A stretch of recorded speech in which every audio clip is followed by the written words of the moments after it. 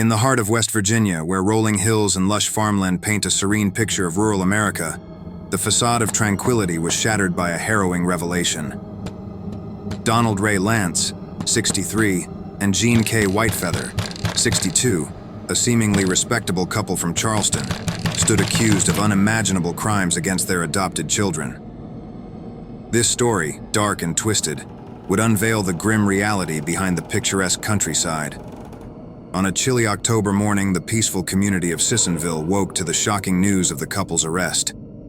Donald and Jeanne, known for their extensive properties and apparent wealth, were charged with multiple counts of human trafficking, forced labor, and child neglect. The charges stemmed from an appalling discovery. Their 5 adopted children, all black, were found locked in a squalid shed on their 5-acre property. The judge presiding over the case, Kanawha County Circuit Judge Maryclaire Akers, stated unequivocally that the couple had targeted their children because of their race. They were used basically as slaves, she declared, her voice tinged with disbelief and anger. The initial arrest report, dating back to October, detailed a scene of horror. The 2 oldest children, a 16-year-old girl and a 14-year-old boy, were discovered in a 20x14 shed with no lights, food, or running water. A camera was mounted in the top left corner of the room, silently observing their suffering. The children were found wearing filthy clothes, reeking of body odor, with sores on their feet. The shed, which had no way to be opened from the inside, was a prison on the couple's otherwise idyllic property. Donald and Jeanne, despite their pleas of innocence, faced damning evidence. Neighbors had long suspected something was amiss. Reports of the children being forced into manual labor on the surrounding farmland were common. They were rarely seen inside the main house and often appeared malnourished and unkempt. The couple's defense was flimsy. Jeanne claimed the shed was a teenage clubhouse and that the children were not held against their will. She insisted they enjoyed staying there. However, the reality told a different story. The teenage girl revealed to deputies that they had been locked in the shed for approximately 12 hours, with the last meal given at 6 a.m. The shed's only amenities were a small RV porta-potty and a hard concrete floor to sleep on. The criminal complaint underscored the dire circumstances. If there was a medical emergency or fire, the children would be unable to exit the locked room to safety. It painted a chilling picture of neglect and cruelty. 3 hours after discovering the older children, deputies found a 9-year-old girl hiding in a loft inside the family's locked main house. Donald arrived home with the 11-year-old boy, while Jeanne surrendered the 6-year-old girl who had been staying with friends from their church. Child Protective Services were immediately called, and the children were taken into protective custody. The couple's actions led to upgraded charges, including human trafficking of a minor child, use of a minor child in forced labor, and child neglect, creating a substantial risk of serious bodily injury or death. Their bond was set at $500,000 each, a significant increase from the original $200,000. The indictment further alleged that 3 of the adopted children were black, emphasizing the racial motivation behind the couple's heinous acts. Prosecutors raised concerns that the couple's bond money might have been derived from their illicit activities. Despite claiming to have no assets or income, the couple had sold their 80-acre ranch in Tonasket, Washington, for $725,000 just days before their arrest.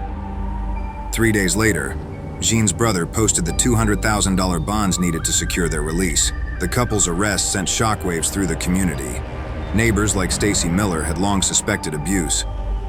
Miller recalled seeing the children standing in the yard with their heads down and forced to line up in a straight line, a sight she described as forced manual labor. She had reported her concerns to CPS, but felt her warnings went unheeded. For the children, the ordeal was a nightmare.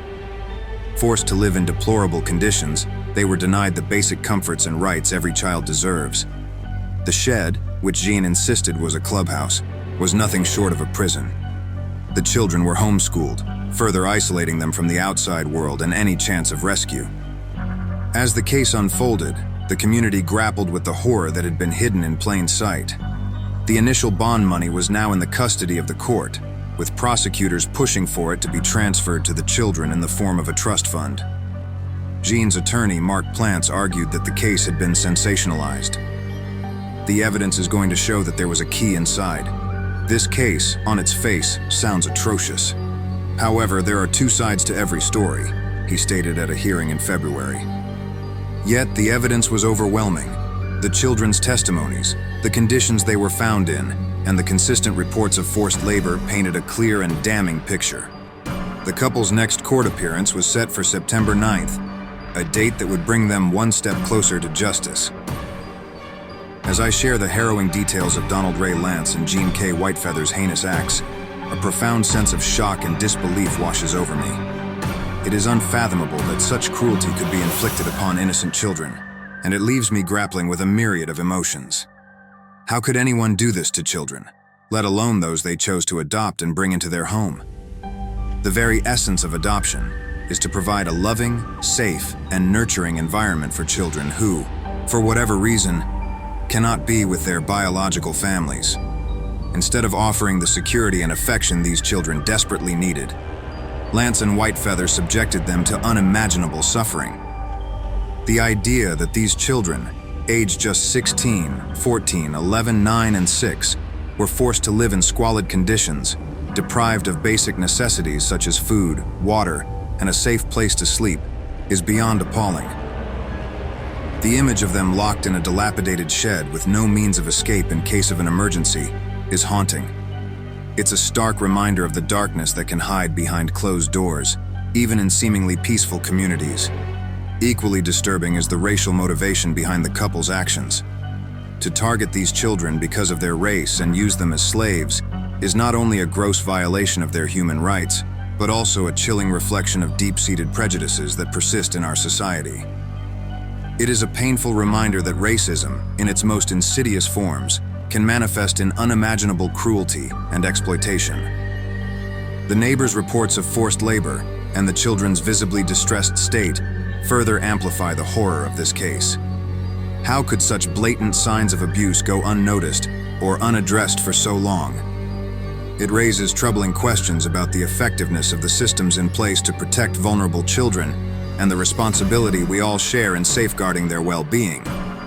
The sheer scale of this atrocity leaves one grappling for words. It is a sobering reminder of the potential for human cruelty and the urgent need for vigilance and compassion in our communities. As this case unfolds, my hope is that justice will be served and that these children, now free from their captors, can find healing and peace. Their resilience in the face of such unimaginable adversity is a testament to their strength and spirit, and they deserve every ounce of support and love as they rebuild their lives. In the end, the case of Donald Ray Lantz and Jeanne K. Whitefeather served as a grim reminder of the evil that can lurk behind closed doors. It exposed the vulnerabilities in the system meant to protect children, and highlighted the importance of vigilance and compassion in the face of potential abuse. For the 5 children, their ordeal was a testament to their resilience and strength. Despite the horrors they endured, they now have a chance at a new life, free from the chains of their past.